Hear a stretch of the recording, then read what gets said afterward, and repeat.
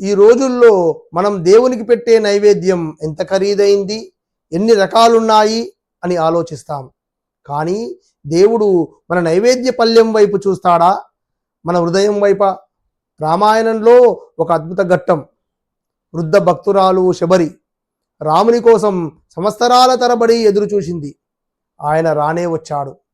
ఆమె ఎంతో ఆనందంతో పళ్ళను తీసుకుని వచ్చి ప్రతి పండును తానే ముందుగా రుచి చూసి తీయగా ఉన్న వాటిని మాత్రమే రామునికి ఇచ్చింది.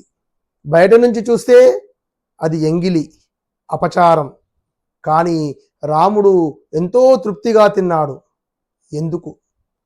ఆయన చూసింది ఎంగిలిని కాదు, ఆ పండు వెనుక ఉన్న శబరి స్వచ్ఛమైన ప్రేమను. ఆమెకు ఆచారాలు తెలియవు, నియమాలు గుర్తులేవు.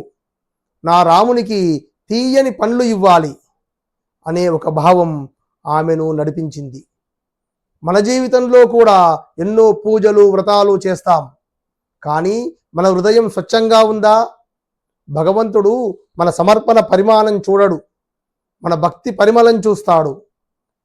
ఆచారం కన్నా భావం గొప్పది, నైవేద్యం కన్నా ప్రేమ మధురం. గుర్తుంచుకోండి, భక్తి అంటే నియమం కాదు, అది నిస్వార్థ అనుబంధం. ఇలాంటి భక్తి రహస్యాలను తెలుసుకోవాలంటే హంసవాహిని యూట్యూబ్ ఛానల్ను సబ్స్క్రైబ్ చేసుకోండి. జై శ్రీరామ్.